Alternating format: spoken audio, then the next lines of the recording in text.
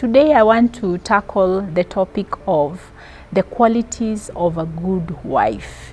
And I try to stay away from the moral words like good or bad, but for now that will suffice. That all of us, we ask the question, how can I be a good wife? Now, when we look at the biblically, when we are told about the qualities of a good wife, we see the issue of humility or humbleness, or even, well, we call it submission. And I know the word submission has been abused in our circles because it's almost like you need to be docile or you need to be timid in order for you to give way. But the submission really has nothing to do with that. It's not a power play.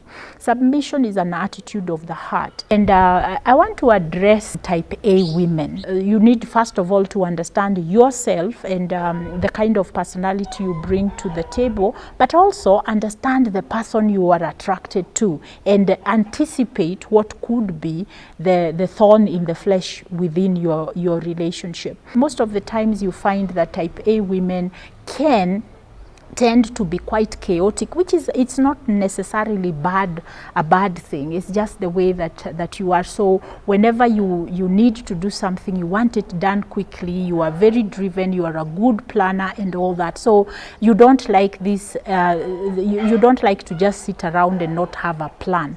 Now, most of the times you will find yourself attracted to the man who is the opposite, who allows you to talk, who allows you to be in charge. But then when you start living together, that can become a thorn in your flesh, because now this laid backness then causes them to allow you, to let you take the lead. And at some point, you will find yourself feeling like they are not giving you the leadership that you are looking for. They are not quick enough. They are not on, they are not thinking on their toes. And so women who are type A, I want you to consider that you can influence your environment if you practice humility, if you practice understanding and listening more than giving instruction. When you are talking to the man in the house, that you are not instructing, you are not interrogating, that you are doing dialoguing, where you are saying, I have observed that this and this is happening, I would like to understand. You're saying that I appreciate what you do here in the house, these things that you do for us, and I'm seeing this area is not working very well. What can I do to support us? And if you do that, and you take care of your mouth, because again, as women, we can tend to be quite harsh when we are upset. So allow yourself to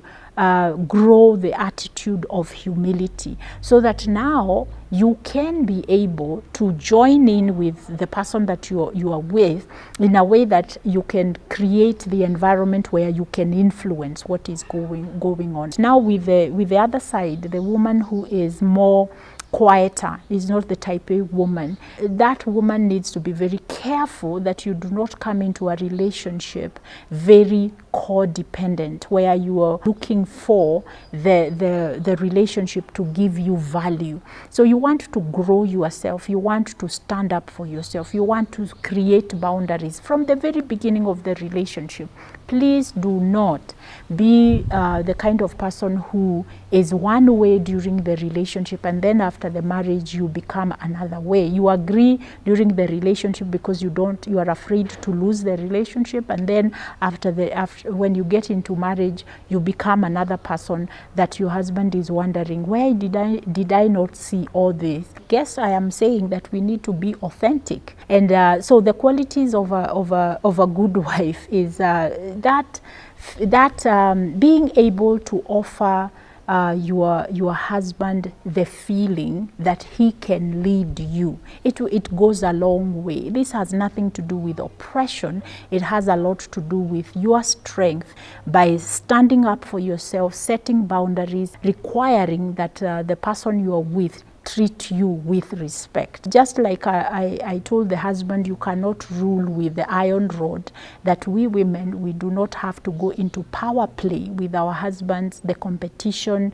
with our husband to prove a point, that we can quietly with the developing humility and being able to influence our men, by allowing a quiet power to take center stage. If you become aggressive towards a man, he will in turn become aggressive towards you. But if you soften up yourself by being very clear, this is not what I am looking for. If you continue to do like this, there will be a consequence.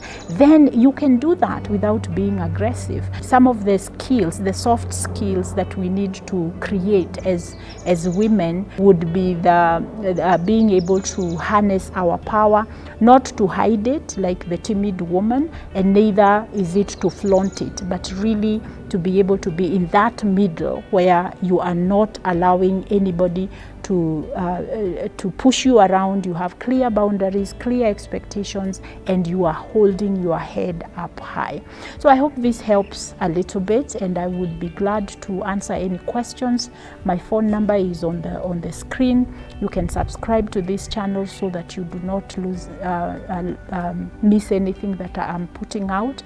And I would like to hear your comments about the video, and we can have a dialogue through that. Until I see you next time, God bless you.